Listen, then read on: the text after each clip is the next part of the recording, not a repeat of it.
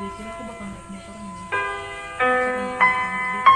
Saka nakakamit dito pag ako merasa banget dito. Jadi nggak belum bangun tidur. Terus makanya kalau cuma lihat aja ibuin sama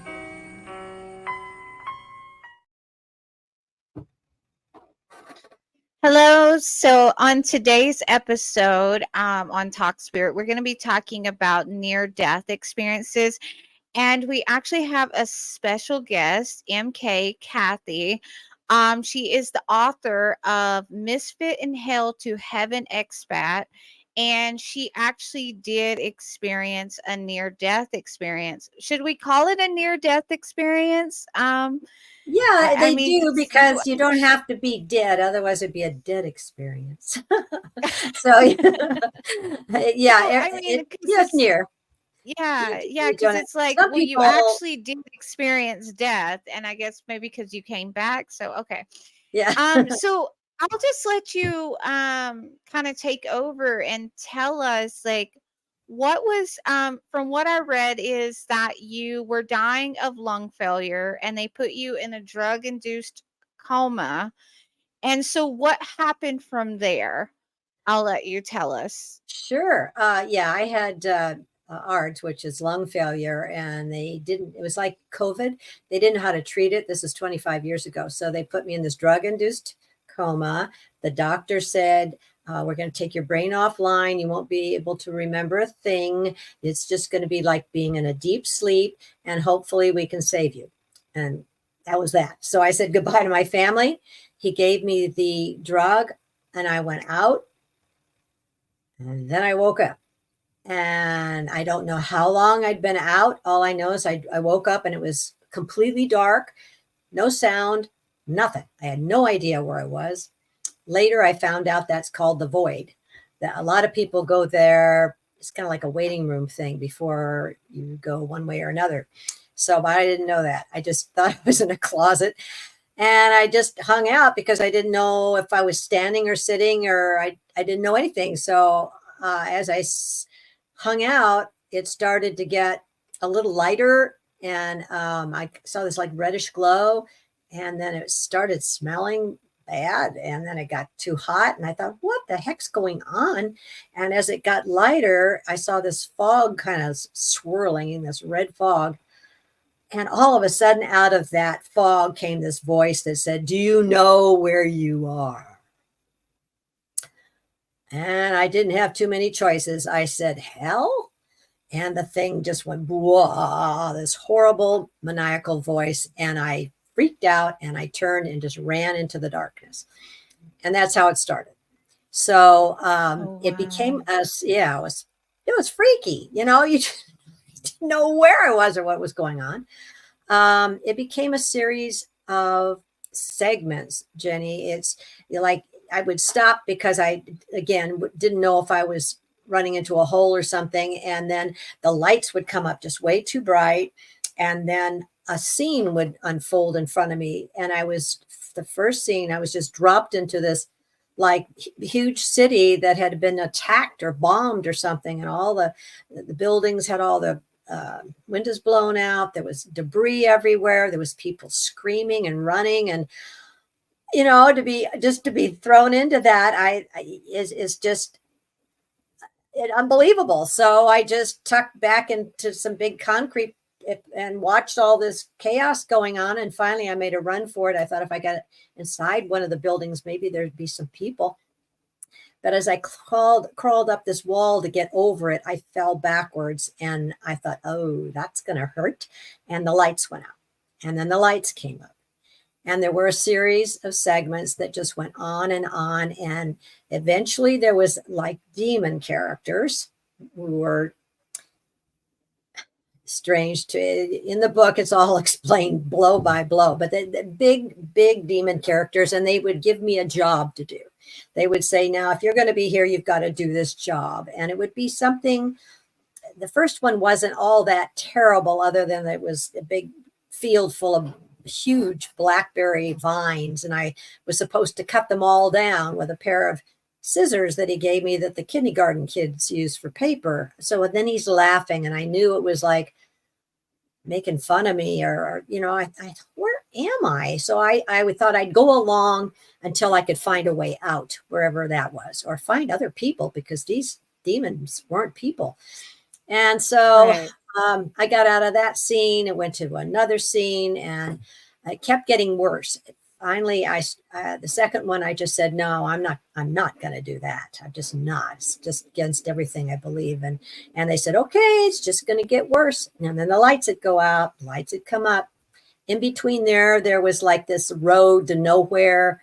It was just nothing out there but like dirt, and just a reddish glow at the horizon. And I would just walk and walk and walk and walk and walk on this road. And there I ran into different situations. It seemed endless. When I got back, I was convalescing a very long time. I couldn't move or anything. I was 86 pounds and I couldn't, no muscle mass. So I had a lot of time to think. And I thought, God, that if I play it all out in my mind again, it felt like a couple of years that I was there. But there's on the other side, there's no time. It's just this eternal now thing. So I got through it all. And near the end, I was pretty much getting scared that I was not ever going to get out of there. I kept my hopes up, but I thought, I can't comprehend where I am. I don't know how I'm going to get out. But I did this last demon. I made her very angry, and she went to smack me one. And this time I blew into this beautiful bliss and joy and love, and just tumbling in this wonderful, wonderful love. And it kind of coalesced, and I could see a person standing there. And this was my best friend, who I had been taking care of the previous 9 months. He had leukemia and he had died the month before. But here he was, just standing there laughing. And he looked great. Last time I'd seen him, a month before, he looked terrible, dying of leukemia. And I thought, oh my gosh, he doesn't know he's dead. And I didn't want to be the one to tell him, but he started really laughing. And I thought, wait a minute, if he's dead, I must be dead. And it's very obvious where we are. So I was stoked. I was so happy. And he came a little closer and he said, now, Mary Kay, you've got too much left to do. And I thought, what? And I thought, oh no, they're throwing me out, man. And I was not happy and said, no, I'm not going. Poof, back I go. The lights go out, the lights come up. And now these people are milling around. And I thought, oh no, I'm back in the bad place. But it was my daughter, and she says, Mom's back. And they're all, it's my mom and my dad and everybody all around me. And I still had my trach, and I couldn't talk. I couldn't move. Like I say, I was 86 pounds. So I had no muscle mass. And they're all telling me, they're glad I'm back. And I should have died, and their prayers brought me back. And I thought, oh man, I didn't want to come back, but it was a good thing I couldn't talk. But anyway, from then on out, it went to recovery in the hospital. I was there in ICU for a month, and then I was in a physical rehab for a month. And then it took me at least 10 months to get my life back enough to where I could walk and drive and do all that stuff. But the hard part, Ginny, was that nobody wanted to hear my story because I was terrified. And then the heavens, that was awesome. So, how long were you actually in the coma? Like on our term of time? Almost 3 weeks. And I just had a little nasal tube. So that's why I lost all that weight. And they didn't expect me to make it. So yeah, I was back. And so it took a long time. It took 10 years for me to find IANS. That's the International Association of Near-Death Studies. Through a series of synchronicities. Things kept happening, little things that like, well, that's a coincidence. That's a coincidence. So I found myself up in Seattle. That's about 45 minutes away, at one of these meetings where they had a speaker. And of course, everybody there had gone and seen the angels and walked lunch with Jesus and all this stuff. And I'm thinking, That's not what happened to me. And so I kept kind of hanging out in the back. And finally somebody said, what's wrong? And I says, well, isn't there anybody that had, something dark and terrible happen? And they said, oh, those are rare. They're only about 8%, maybe 12% of people have those. And they don't usually come forward. We're embarrassed. We're shocked. We're shamed. And I says, well, I Right. can understand that. And so he says, well, we need you to tell your story. And I said, no, I'm not going to tell you, because a room full of 100 people, I think not. But they finally forced me into doing that. And it was the best thing, really, because they were very receptive. I found other people then, Nancy Evans Bush, Howard Storm. They had bad experiences and written about them. So I read about them. And then over the years, Jenny, it's been 25 years. So after 15 years with the IONS people, I've met more folks that had these. And what they're discovering is it's not bad people have bad NDEs and good people have good ones. It has a lot to do with what you were taught. I was a Catholic, and my whole life I was taught that, all of us are going to go to purgatory before we go to heaven, because there's going to be some sin or something that you're going to have to still, even though Jesus died for your sins, you're still going to pay. And so my whole life I believed Right. that. I believe I manifested that. In heaven, it Right. was so obvious that God was just all loving and all forgiving and would never condemn anybody. So in talking to all these other people, that's pretty much what we've come up with is the belief system. So we also believe we plan our lives. I believe I plan that experience. I believe that anybody, I've been told, that comes to earth is a brave soul. It's a toughest gig is what they call it, is to come here. So that's why I think I came. And now I'm telling people, skip the trip. God is all loving, all forgiving, and won't condemn anybody. You get a life review, but that's nothing to do with the judgment from God. Right, right. So you felt like the reason that you experienced what could seem to be hell was because this was your belief system. So for people who, let's say, they don't believe in hell or things like that, they don't normally experience that. Is that what you're saying? Like, Probably so. I don't know for a fact, but that's my guess. But everybody gets a life review, and I wasn't there long enough to get one. But yeah. they say that And you it's get to something see I your know as life. a medium too, the life review. I've heard that from the souls that have passed over. Yeah. Oh, cool! And they're not afraid of it, Yeah. right? No. They're not afraid. You do get to experience if you put out a lot of, you hurt people, you were mean to people, you will get to feel their pain, what you caused. It's kind of a karma thing, but it's not a Right. condemnation. It's just an understanding of your life and what you meant Right. on the planet. So it's just feedback. It's Yeah. not judgment. So what does the misfit and hell to heaven expat actually mean? Like, what does that mean? Like that you Well, were a misfit there and I kicked was out? Like the demon because kicked you I was a brat, man. I would not do anything they told me, so I did not fit there. And then Heaven Expat has to do with my understanding now that, God is everything. God is love. God is energy. God is everything in the universe.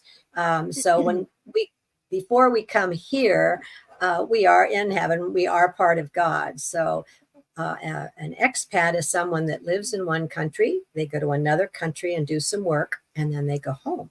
And they're expats while they're in this other country. So while we are on earth, we are heaven expats. And when we finish, we go home. That's what heaven is. Oh, Home. I like that. I like that. I do. Yeah. Um, so when did you actually tell like your family this experience? And did people just assume that maybe you were in a deep dream? Because I would assume that people are going to be like, oh, you were probably just dreaming it all. And Yeah. was Or there the anything drugs. happening?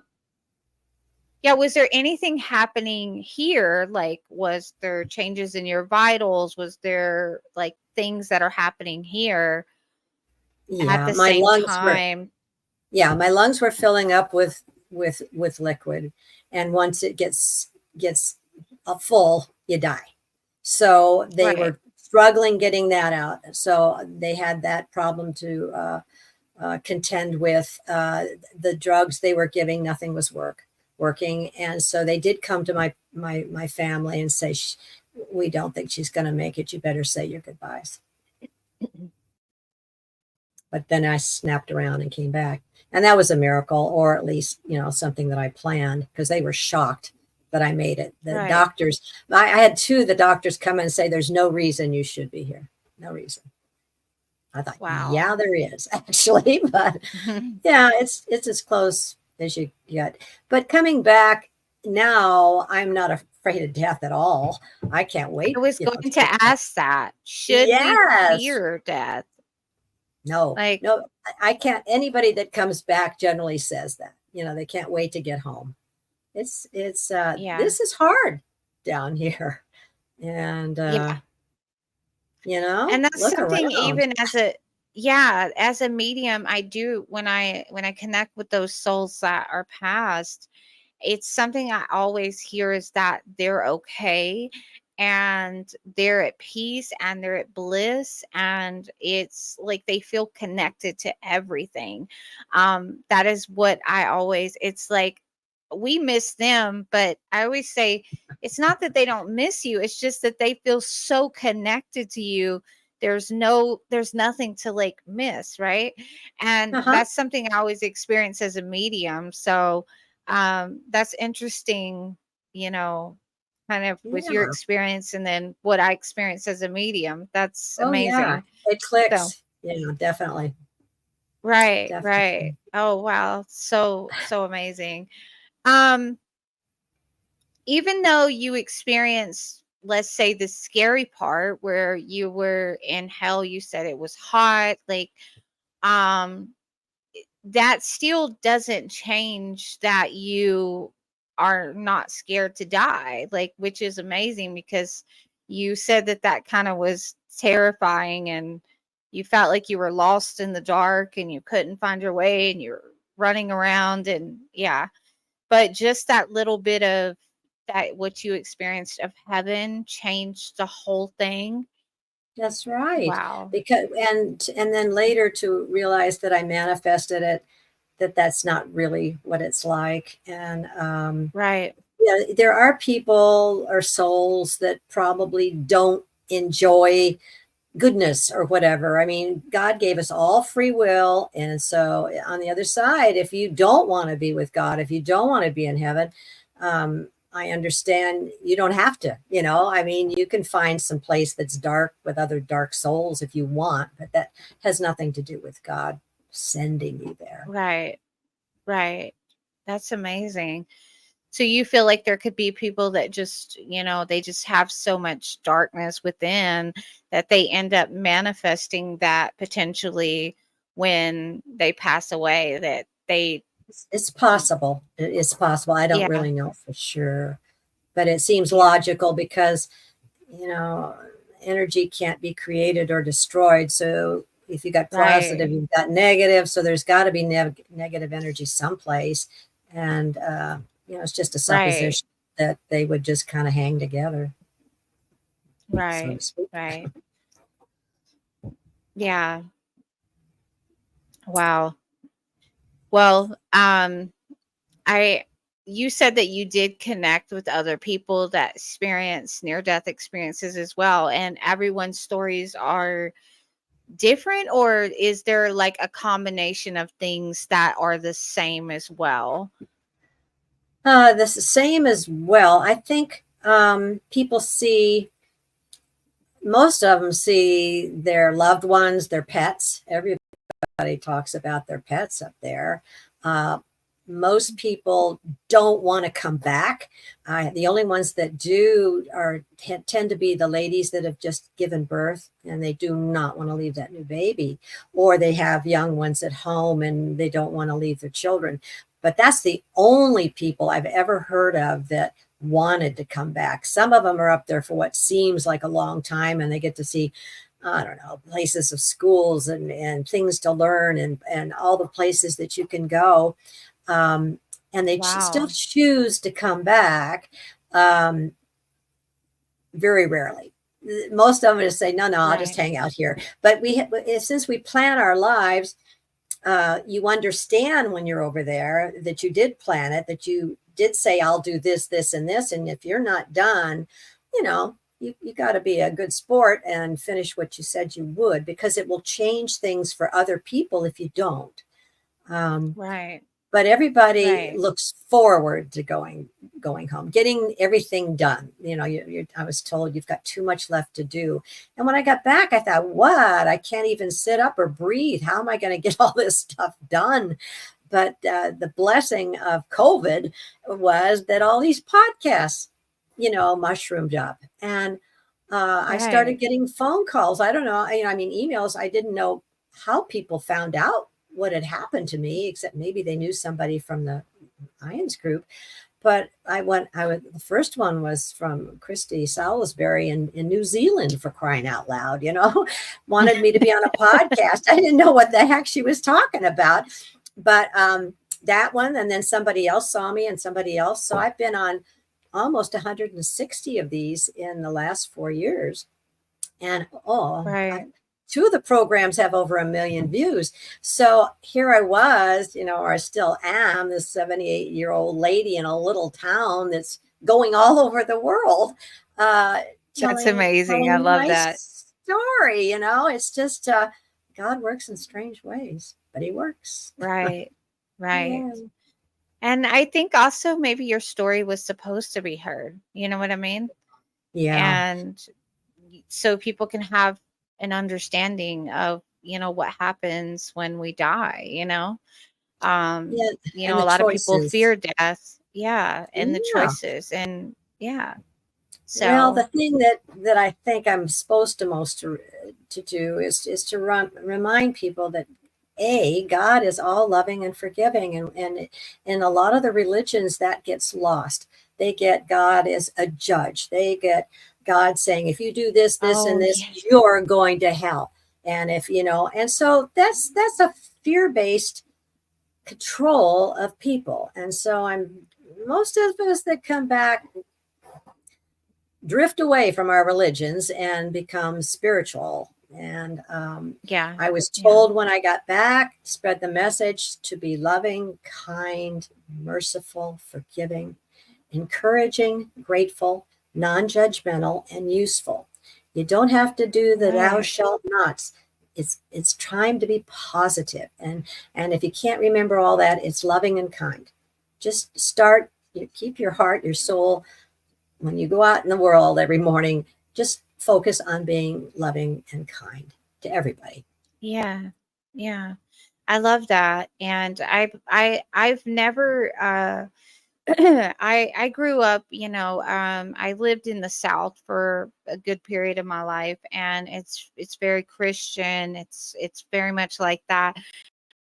I live in California now. I was drawn to California, and just one thing that never sat with me was the judgmental God thing. I've just never connected with that. I always felt like it was a way to,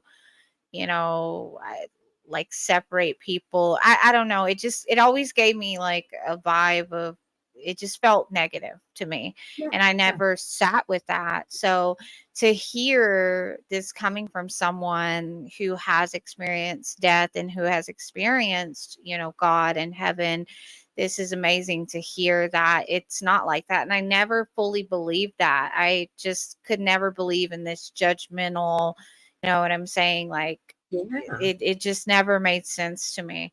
yeah. Before we go, I do have one last question, and I think this was a question that I had from some of my listeners that I asked what they would ask. One of the things is our deaths predetermined? Do you have any knowledge of that? Like you weren't meant to be there, you were meant to come back. Um, do you know if our deaths are predetermined? Like, is there certain parts of our life, our journey, that it's like, okay, it's over? Or do we look at things like, oh, things happen, accidents happen, and our story is finished there? Like, what is your knowledge on that? Do you have any? I mean, Well, it's I've got a interesting. supposition because of all the things that I've heard from other people. I think the Okay. free will is a big part of it. Okay. So, and I also Okay. believe that we plan our lives and all these things that we want to accomplish. So, Right. um, if you get down here and you're doing what you're supposed to be doing, and sometimes it's really hard and life sucks, and you just, there's always that out. You can say, no, I'm not going to do this anymore and end it. That's your choice because of your free will, but you may have to come back and do the things that you promised before. But as far as, Reincarnation, basically. yeah, so as far as uh, at a certain date, June 9th, 19th, whatever, that you're going to drop dead no matter what's going on. I don't believe in that so much. Um, I don't either. I don't that either. seems too cut and dried, because life is, Right. I mean, you can take this choice, that choice. And, um, I think it's probably, I don't know. I think it's probably hidden because you have all these choices. You can choose to get in a car with a Right. guy that's just been drinking or not. You can choose, to take a funny drug that you didn't know was going to kill you.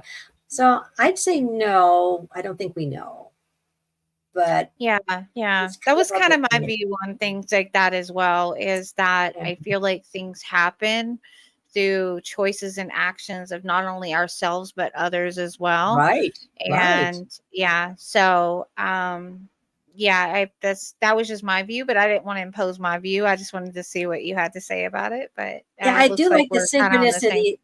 I like the synchronicity issue, though, that things were meant to be in a positive sense, like you and I were meant to get together for just this hour, on the Yeah. planet.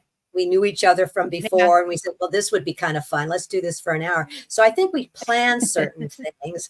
And then if we Right. say, oh, no, I don't want to be on that show, then I missed that opportunity that we Right. had. Yeah, Right. yeah, nothing's cut and dried, I don't think. And it's not predestination. I don't believe in that. Yeah. Yeah. Too many Yeah. choices. That's what I believe too. I'm the same way. I feel like things just happen due to our own choices and choices of others, you Yeah. know? So, Mhm. yeah, I do believe that. But I do believe that there are things where we could forget something at home. And maybe Mhm. if we would have gotten in the car, we would have been in an accident. I do believe things like that Yeah, I do happen too. because I've experienced that. Me So, too. um, I yeah, think it's yeah, your like the angels lost. out looking out for you too. Yeah, I lost my They know that keys. what's going to happen, and they hide your phone. So you're looking for Yeah, your phone, and you're late right, getting. Yeah, right. no, I believe in Well, that. for me, they made me lose my keys, and Yeah. I'm like, where are my keys? Like, so yeah, those type of things. But yeah, absolutely. I think that your story is amazing. Like, I love how it kind of intertwines with what I've learned just from connecting with soul, Mhm. which is like so crazy, and it kind of validates what I do and the Yes. information that I put out there. So I do love that it really just intertwines with the way that I help people who have lost their loved ones and things like that. So I really do like to have that validation from someone who has experience. And I didn't know what you were going to say on this show. So I had no idea. So to hear that, it's like almost spirit aligned us, so that Yes. I could have that validation that what I'm telling people and what I'm portraying out there is is real, that there Oh, is some yeah. truth And to this. Yeah. and also, like my dad, my dad died about 3 years ago, and we are so close still. I mean, since I've been on the other side, I've got a little more, I don't know, it's easier for me to talk to spirits or something, but he and I are great. Talk about You're losing more things. If open. yeah, he's always finding things for me. Um, he turns on the That's light crazy. next to when I watch TV at night. He always turns on the light at about the same time. I totally forget about it's going to happen, and then the light just comes on. I say, "Oh, hi, Dad," and then I turn the light back off so I can see the TV.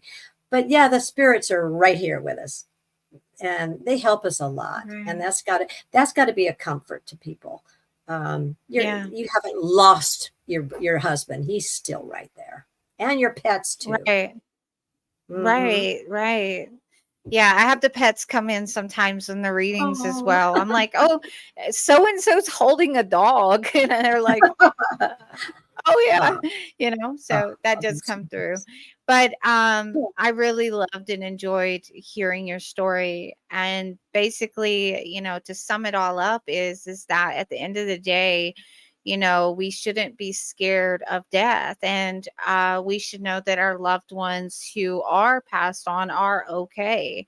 And I Yeah, think that's the big picture of this whole thing is that, even though what you experienced, like you said, you manifested that. So instead of looking at death as a fear based thing, we can see it as something that's going to be a beautiful experience. It's going to be a way to connect with our loved ones and our pets. And I think that's what I want people to hear is, don't think of it as this scary experience. Think of it as a beautiful experience.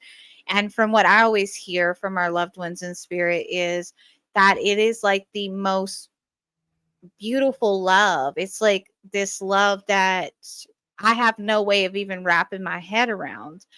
yeah. So, and from what you said, it was bliss. It was amazing. It was just amazing feeling that you didn't even want to come back. I'm glad you're back with us, though.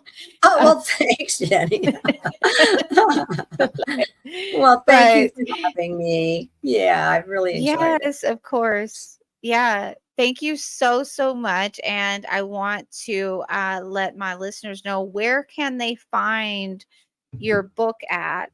Okay, it's on Amazon, It and it's Misfit in Hell to Have an Expat, and it's a okay, very okay. up book. It's just that little bit about the my experience, but most of it, I've got a good sense of humor, so it's a very life affirming, positive book. Okay, Right, right. So you guys can go on Amazon and look for her book and definitely check that out. I might have to go on there and order it myself and read this. I didn't get a chance to uh, yet. But I like to go in things a little blind, anyways, at first sometimes because I like to just ask. But yeah, but I want to thank everyone for tuning in to Talk Spirit. And as always, you can book your experience with me at psychicmediumjenny.com.